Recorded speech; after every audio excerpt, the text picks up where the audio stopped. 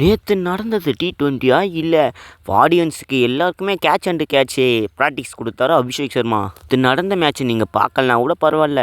So நேத்து நடந்த மாரி நான் இன்ட்ரெஸ்டிங்கோட இந்த ஒரு வீடியோலயே சொல்லிடுறேன். மறக்காம பாருங்க. அதுக்கு முன்னாடி நம்ம சேனலுக்கு நீங்க புதுசா வந்தீங்கன்னா மறக்காம சப்ஸ்கிரைப் பண்ணி வச்சுட்டு வீடியோக்கு உங்களோட லைக்கை கொடுத்து உங்க ஃப்ரெண்ட்ஸுக்காக ஷேர் பண்ணிட்டு வாங்க. வீடியோக்குள்ள போகலாம். சிக்ஸர் மழைனாலே நம்ம கேட்குறவங்க வெஸ்ட் இண்டியன் பிளேயர் தான். அவங்க தான் ஆளும் வெயிட்டுமா இதுவாக இருப்பாங்க. ஸோ அவங்க அடித்தாலே தாறுமாறாக போய்கிட்டு இருக்கும். அதுவே அது இன்னொரு பக்கம் பார்த்தீங்கன்னா ஐபிஎல்ல நடக்கும். ஸோ அதர் கண்ட்ரி பிளேயரும் சரி இந்தியன் பிளேயர்ஸும் சரி தரமாக அடிச்சுக்கிட்டு இருப்பாங்க. சிக்ஸர் மழைனாலே அடிச்சுக்கிட்டு இருப்பாங்க.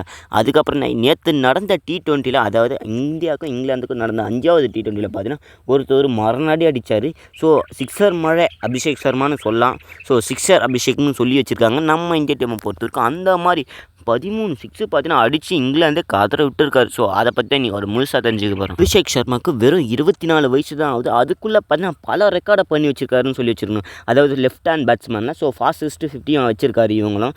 அதுக்கப்புறம் நம்ம 37 பாலில் பார்த்தீங்க ஒரு வெறித்தனமான செஞ்சுரியை போட்டு நான் தாண்டா ஆட்ட நாயகன் ஒரு இதுவே பட்டத்தே வாங்கியிருக்காரு நம்ம அபிஷேக் சர்மா. கிட்டத்தட்ட இன்னும் ஒரு மாதம் தான் இருக்குது ஐபிஎல் தொடங்க. அதுக்குள்ளே நம்ம யுவராஜ் சாதனை முறியடிச்சிருவாருன்னு தான் நான் நினைக்கிறேன். ஸோ யுவராஜ் பார்த்தீங்கன்னா 6 பாலுக்கு 6 சிக்ஸ் அடித்து ஒரு சாதனை படித்து வச்சிருக்காரு.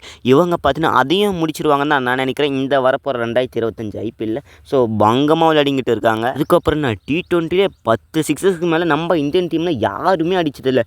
அந்த ஒரு சாதனையும் இவங்க பார்த்தீங்கன்னா அடித்து முடிச்சிட்டாங்க. அதாவது பார்த்தீங்கன்னா 13 சிக்ஸ் நேற்று நடந்த மேட்ச்சில் மட்டும். ஸோ இங்கிலாந்து பிளேயருக்கு எந்த பக்கம் பால் போடணுன்னே தெரியாமல் தவிச்சிக்கிட்டு இருந்தாங்க. ஸோ ஒருத்தவங்களை தவிர மற்றதெல்லாம் ஓவரில் பார்த்தீங்கன்னா 20 ரன்னு குறையாமல் தான் போய்கிட்டு இருந்தது. அந்த ஒருத்தவர் பார்த்தீங்கன்னா நல்லா போட்டுருந்தார்.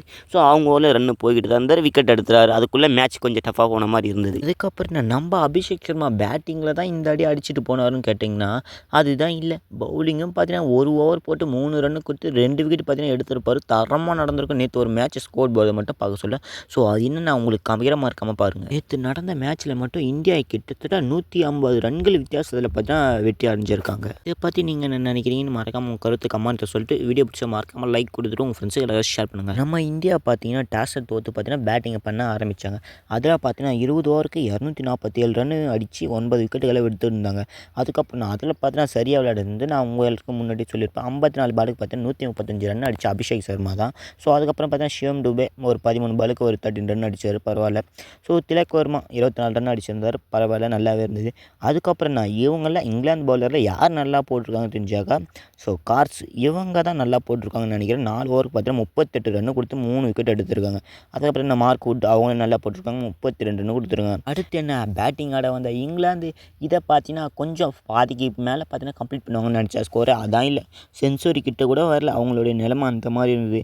ஸோ சால்ட் மாடு தான் அடிச்சிருக்காரு. 23 பாலுக்கு பார்த்தீங்கன்னா 55 ரன் அடித்து நல்லா ஃபார்மில் இருந்திருந்தார். ஸோ அப்புறம் 7 பாலுக்கு 10 ரன் ஜாக் பத்தல் அடிச்சிருந்தாங்க. லிவிங்ஸ்டன் 5 பாலுக்கு 9 ரன் அடிச்சிருந்தாங்க. ஸோ நம்ம பவுலிங்கில் யார் யாரெல்லாம் போட்டது பார்த்தீங்கன்னா முகமது ஷமி இப்போ தான் காயம் ஏற்பட்டு பார்த்தீங்கன்னா இப்போ தான் டீமுக்குள்ளே வந்தாங்க. மறுபடியும் ஃபார்மை காமிச்சிட்டாங்க. ஸோ 3 ஓவர் கூட முடிக்கல. 2.3 ஓவர் தான் போட்டுருக்காங்க. அது பார்த்தீங்கன்னா 3 விக்கெட் எடுத்து 25 ரன் கொடுத்துருக்காங்க. அபிஷேக் சர்மா பாருங்கள் 3 ரன் கொடுத்து 2 விக்கெட் எடுத்திருக்காரு.